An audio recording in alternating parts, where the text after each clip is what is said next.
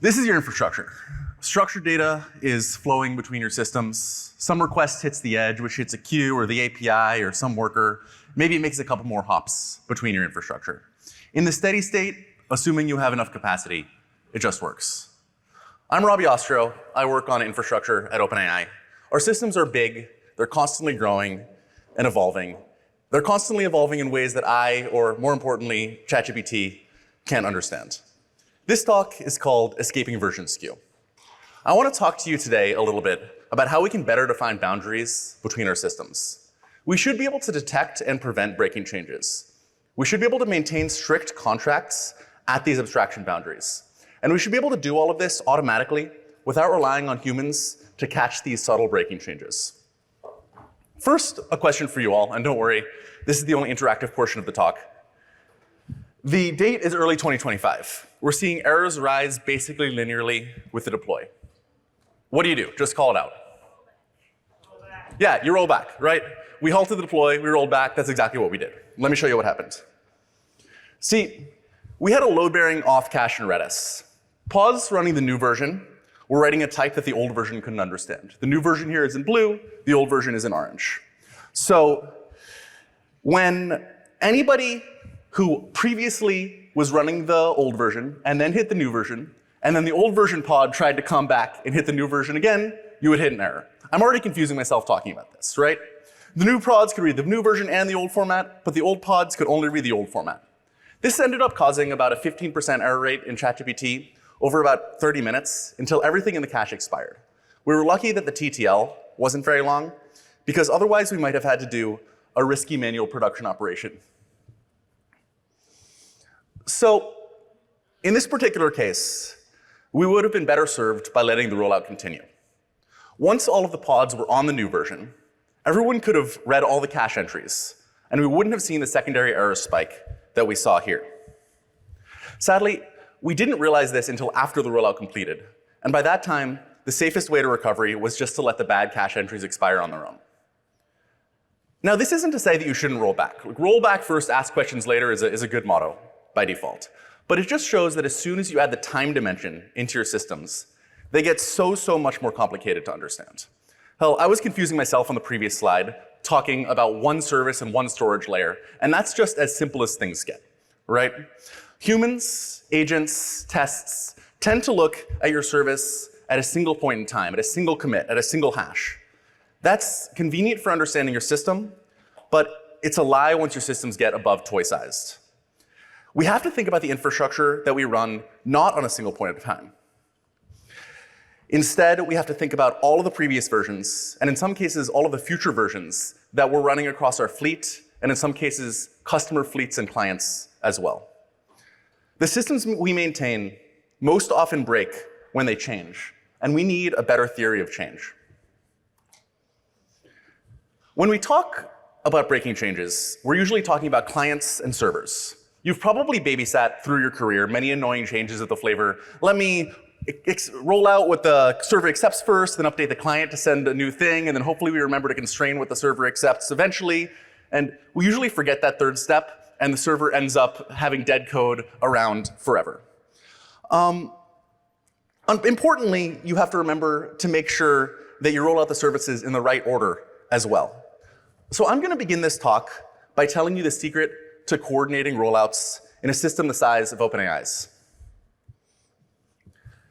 You should give up.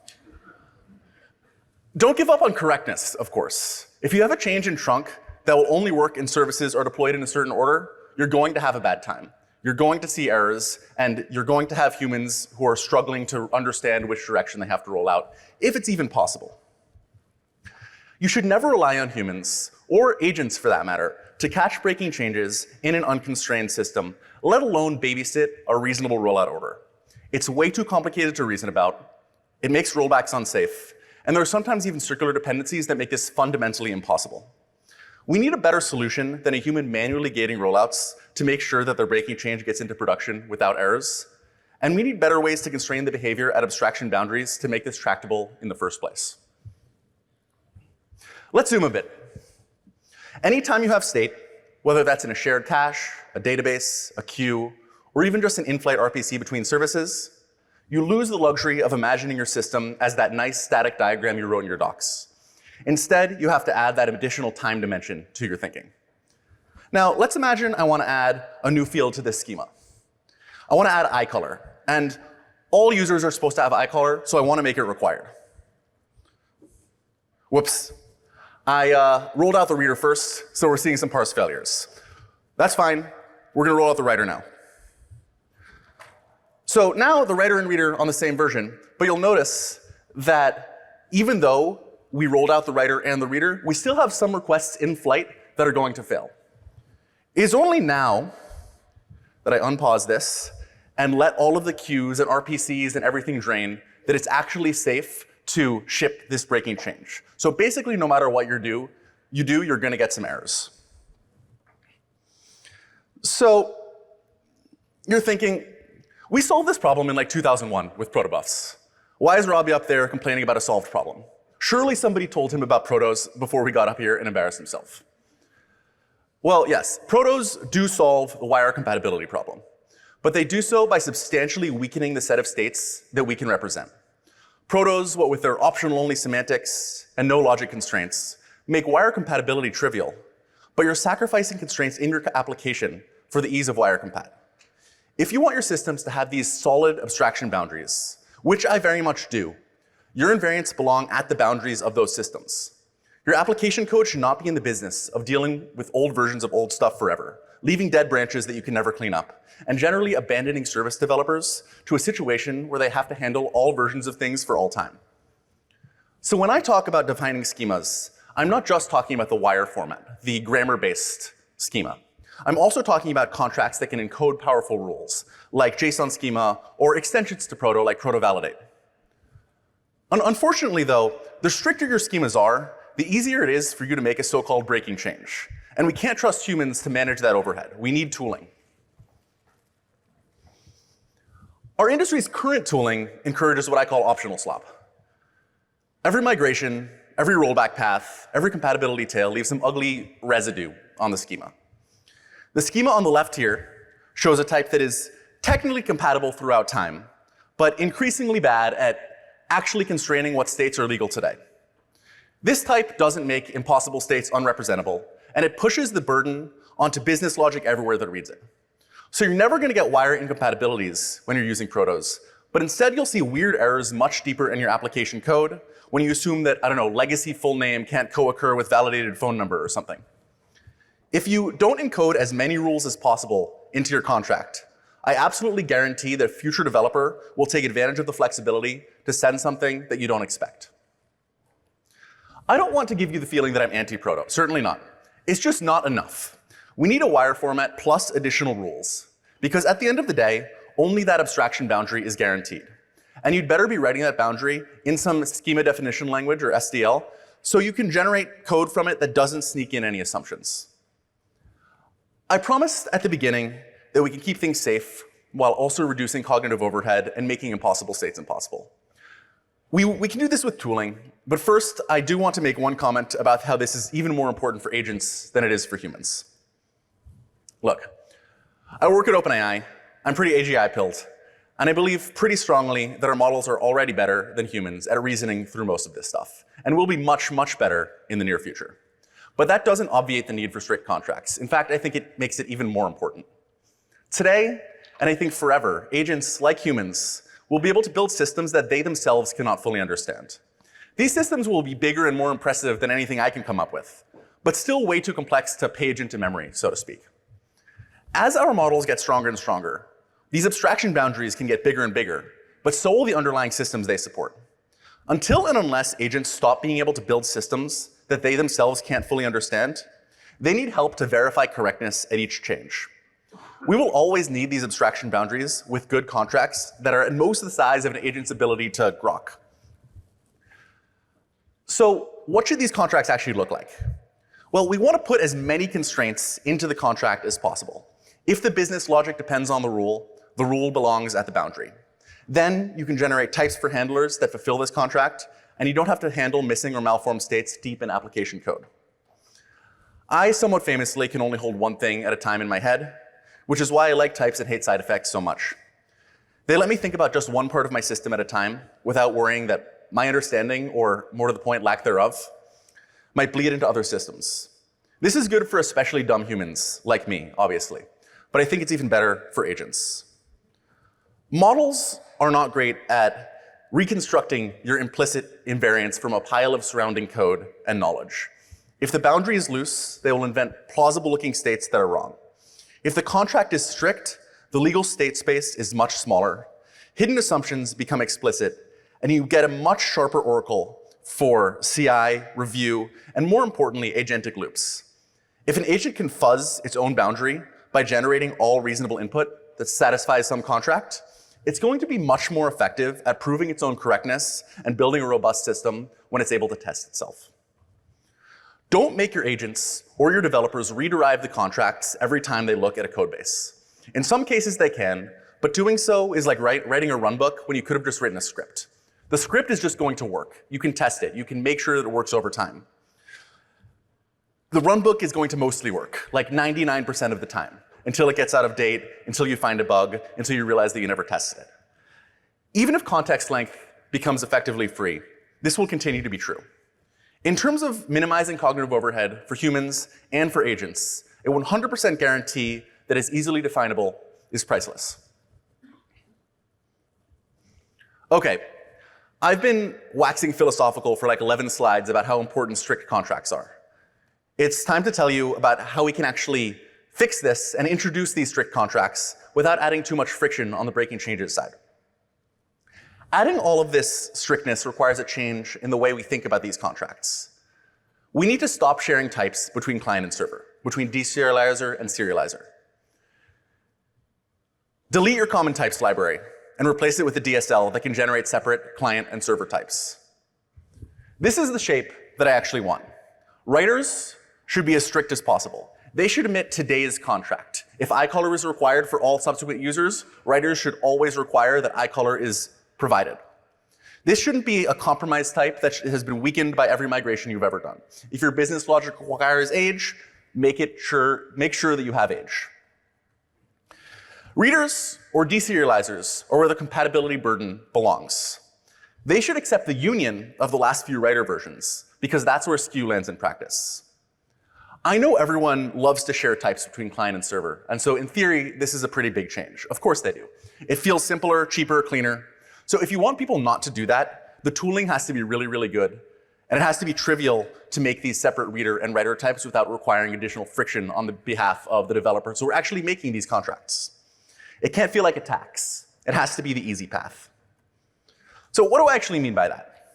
On the left, we have a generated writer class. This is in Python, but the same thing works in any language. If all users now have a name and an age, the writer should require that name and age is always what you're going to send over the wire. No optional compromise or historical mush. On the right, the reader is where we pay the compatibility cost. And it's explicit union of the old writer shapes that we still need to accept. And then the code branches on the version shape instead of smuggling a bunch of compatibility guesses into one giant type. I like this because it quarantines the weirdness. New writes stay clean. Historical behavior is still supported, but it's obvious, local, and eventually deletable. Of course, no one will ever want to write this reader type, so we need to generate it with good tooling. What does that mean mechanically? The source of truth should be that contract in a schema DSL, proto plus proto validate, JSON schema, whatever you use. You can generate them from code if you insist, but I personally prefer maintaining the schema directly. Whenever the schema changes, use static analysis where possible and fuzzing otherwise to ask whether the change is breaking under partial rollout, and in which direction. Note that that is a property of the contract, not a property of whatever data happens to be flowing today. You don't get to rely on assumptions that are not baked into the schema. If the change is breaking in either direction, CI should complain and tell you to stamp a new type. Writers use only the new type. Readers are the stamped union of all the historical writer types as long as they need to stay alive. If you want to be really fancy, your generated code should make it impossible to serialize from reader types or deserialize from writer types. Make impossible states impossible, not just in the type system. If you've done this right, a few nice things happen. Engineers stop simulating cross-version breakage into their head. CI does that part. Schema updates become much more mechanical. Schemas start to represent points in time, which means you can branch explicitly on the stamp and later delete old branches when metrics say they're gone. This is a superpower because it lets you delete old code that you can guarantee is no longer used. So let's define this six-step process that allows us to safely evolve strict schemas. First, update the schema to express a new expectation in business logic. All users have names, for example. Second, detect breaking changes. CI should look at your schema versus the one on trunk, master, whatever you call it, and reject changes that it can statically or via fuzzing determine are unsafe. Third, generate serializers and deserializers in the languages of your choice. Keep the writer type, the serializer type, as strict as possible. If all users have names, don't let name be optional. Now, our stamp command allows us to make readers, or deserializer types, a tagged union of the last few writer types. This allows us to explicitly branch at previous versions of your schema, basically quarantining and then eventually deleting old bits of unmaintained code. Measure how often old readers are still used. Eventually, when that gets down to 0, you can finally delete old branches, my favorite type of PR, once those metrics hit 0. This requires a ton of tooling. You need a complicated breaking change detector. The logic is no longer nearly as simple as proto-breaking changes. You need telemetry. You need code generation from your DSL into your programming language. You need to be able to fetch old schema versions in CI. You need a way to mark schemas as allowed to be breaking, so people can evolve their schemas when they're still developing on them. There's a ton more stuff. But once you have all that, it feels like magic. Your generated clients just work, and more importantly, your business logic gets more constrained and much simpler. You just match on the part of the union you still have to support and implement simple constrained logic per branch rather than that optional soup that I was talking about. Engineers don't have to think about this process at all. Even though it's in theory 6 steps, CI is enforcing every step, so they never have to add that cognitive overhead of figuring out what to do next. Before we get into some tooling, let's walk through a concrete example here. For most rollouts where the change isn't breaking, CI will just let the change through and you don't have to do anything fancy. But let's take an example of the most verboten type of change, changing the type of a field. This change is obviously breaking in both directions, right? New readers can't understand old writers and vice versa. I still don't recommend making this change if you can avoid it, but it's doable given this process. In this case, we're going to change interests here from a list of strings to an int. First, CI sees that you're going to deploy a breaking change. It doesn't update the reader type yet, since the reader type on master doesn't accept v5. Instead, you run stamp, and now all of the readers accept either the new version or the old version, but they're still deserializing at the old version, v4. Then, when your metrics finally show that all readers are rolled out, CI finally lets you merge the new strict writer type, v5. Note that there's still some things in the queue or the RPC or whatever, but now everything is going from v5 to v5. Only after the old data tail is gone can you remove the old branch. In some cases, when you have these complex systems with long tails of pods or clients running, you may never be able to delete v4, but that's okay. It's still much cleaner to have that discriminated union on the reader type than it is to be able to have to support all branches of things forever in one specific type. I really don't like talking about forward and backward compatibility since it always confuses me. Like, from whose perspective is this forwardly and backwardly compatible? For example, a system that takes input and returns output simultaneously acts as a serializer when it takes, a deserializer when it takes input and a serializer when it returns its output. So instead, I prefer to talk about breaking changes from the perspective of a writer and a reader, or serializer and deserializer. The first 2/3 of this talk were kind of philosophical, like, in a perfect world, here's how I think about breaking changes. The thing that makes this really hard is that it's very difficult to detect breaking changes in a sufficiently powerful contract language. The set of breaking changes rules for protos are really easy. The set of breaking changes rules for JSON schema or proto-validate are much harder, precisely because they are so much more expressive. Harder enough that I'm actually not aware of any open source product that does this in any reasonable way, even though I think it could be useful industry-wide for anyone who uses JSON. Until today, of course. I've been frustrated by this for years and finally took the time to sit down to try to write a generic JSON schema subsumption checker. We can statically analyze arbitrary JSON schemas and try to detect if they're breaking and in what direction. I'm going to do a demo, but let me formalize what I meant by subsumption checker really quick. The core question is just set containment. Let's think of a schema as denoting a language of JSON values, L of schema. Then a subsumption checker just asks the question whether one language is a subset of the other. If L of new is a subset of L of old, that is all values valid under the new schema, or rather the old schema, the new schema are valid under the old schema, then a new writer is safe for an old reader. If L of old is a subset of L of new, that is all values valid under the old schema are valid under the new schema, then an old writer is safe for a new reader. It's complicated to think about. Well, it's not complicated, it's just confusing. But luckily, once you have this tooling, you never have to think about it again. When either relation fails, if possible, the checker should be able to provide a witness value showing the difference.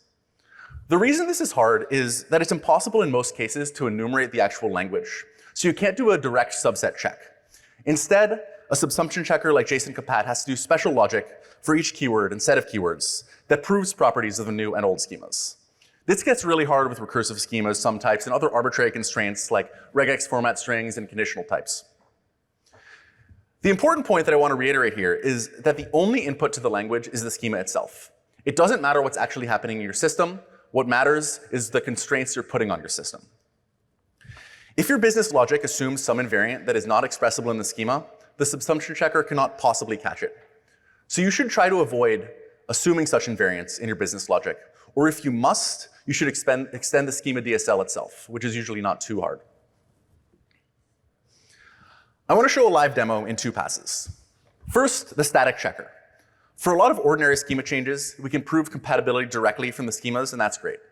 It's fast, deterministic, it's easy to put in CI.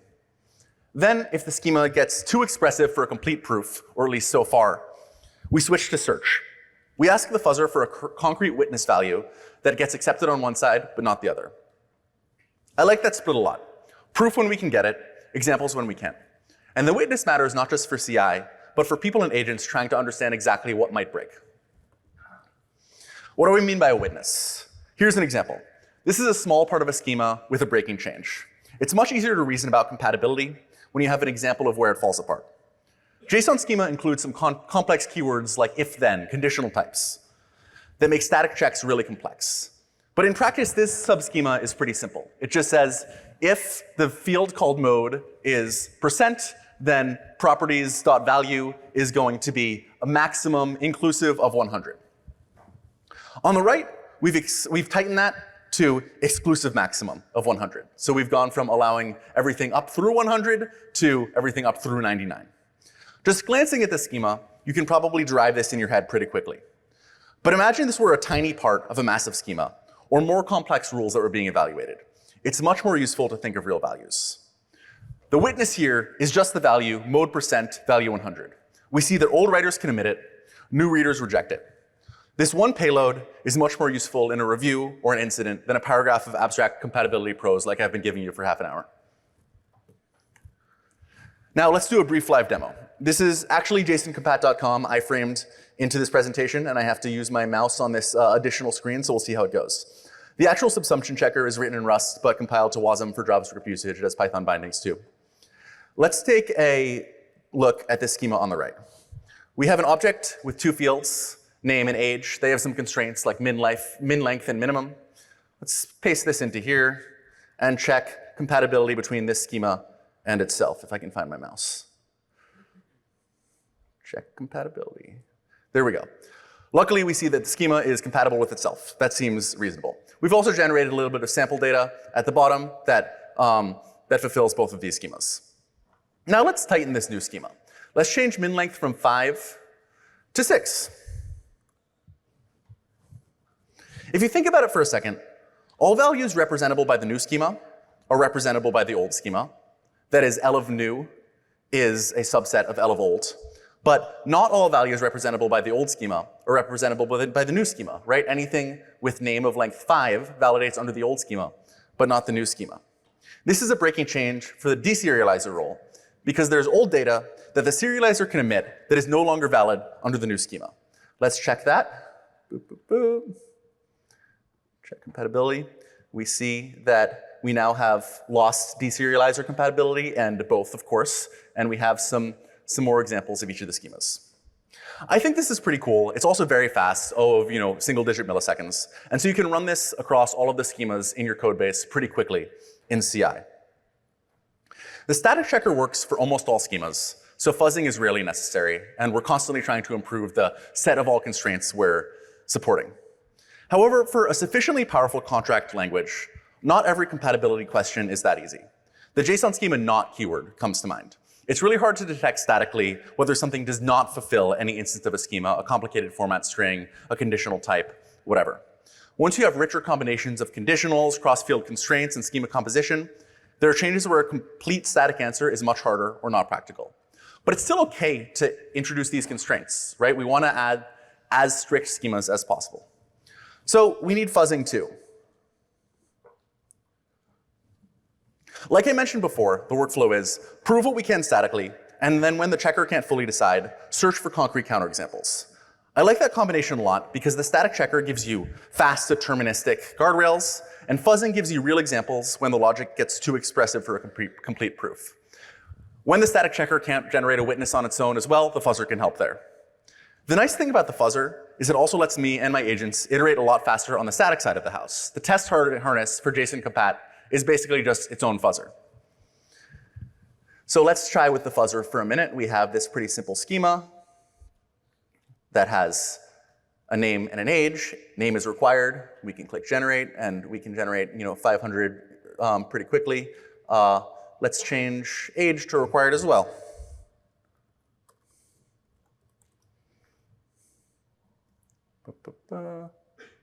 We see that everything has age now, and let's make neither of them required. Great, and maybe let's make something impossible. It's perfectly reasonable to make a schema that is unsatisfiable. So there are no values of age that have a minimum of 18 and a maximum of 17. So let's see what happens. Okay, unreachable. That's great.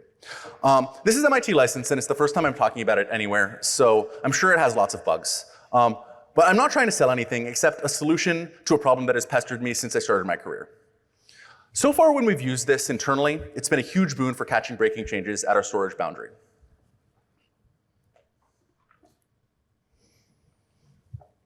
Instead of telling you to go back to your company and insist that everyone rewrites all of their wire types into some DSL, separating all your serializer and deserializer types, write some code gen, etc., I want to leave you with a suggestion as to how to slowly adopt ideas like this.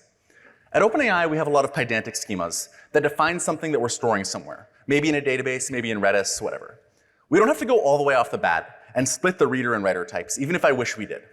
Instead, we can decorate all of these types with a JSON compat decorator that writes the current schema to disk and to your repo, and checks breaking changes against previous commits, using the same static checks and fuzzing I just showed you. Well, this isn't as powerful as schema-first design and generated code. It's already caught a ton of subtle bugs and cases where people didn't realize that they were making breaking changes. Here, it's trivial to adopt. Put the compatibility policy right next to the type definition in pydantic or whatever you're using. If you're using it for both directions, we say both. If we're using it in just the serialization direction, you can say this is just a serialization type.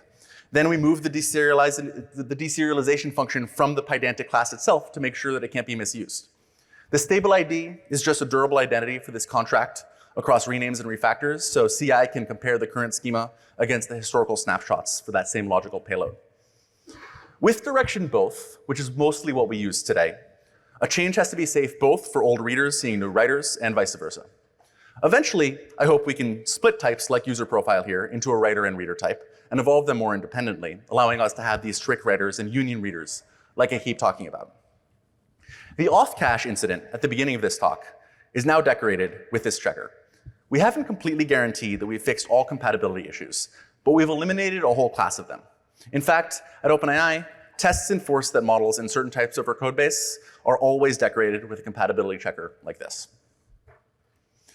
So if you accept, like I do, that stricter is better, I would start adopting this idea in phases. Phase 1, annotate the types that sit on top of real storage or queue boundaries and make CI check both rollout directions. This alone catches a ton of bugs, including that auth-sev. Phase 2, stamp writer versions and measure the old read tail.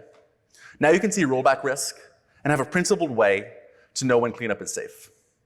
Phase 3, for the really important boundaries, split the strict writer from the reader union type, and generate the boring parts. You don't need the whole state on day one. You just need to move the riskiest boundaries from vibes to mechanical checks. One reason SREs might be skeptical of talks like this is that not every boundary deserves heavy machinery, and no matter how much good tooling you have, there is some friction added by requiring you to split your types. If you have an ephemeral internal RPC, no durable state, no queues, no meaningful rollback tail, this may be overkill. Maybe ordinary API compatibility discipline is enough. Where it is absolutely worth it, though, is caches, queues, databases, durable workflows, mobile or external clients, and really any boundary where state substantially outlives binary. That's the filter. Use machinery where old code and new state can meet. That's where version skew turns into incidents. And the better your tooling is, the more places you can enforce it without causing undue friction. So if I were to summarize this as an SRE-ish playbook, it would be these 4 things. First, constrain. Make strict schemas the default, so hidden assumptions become contract rules instead of tribal knowledge. Second, split. Generate separate reader and writer types in whatever language your service uses from the schema, and make the historical reader union cheap to maintain using your tooling. Third, gate. Run CI against the schema itself and against previous versions of that schema, so you can detect breaking changes mechanically before merge. Finally, observe. Measure which old versions are still being read, so you can see the tail, understand rollback risk, and know when cleanup is actually safe. This is easy to do because you're generating these types. That's the durable version of this. Not a one-off pre-flight for one scary change, not a system that requires engineers to think about subsumption every day and think about which directions things are getting serialized and deserialized, not optional slop, but a system that makes the safe path the normal path. Thanks so much. I think I now have a couple minutes for questions. I haven't uploaded the slides to JSON Compat yet, but I will, and I'll also send them along. Thank you so much.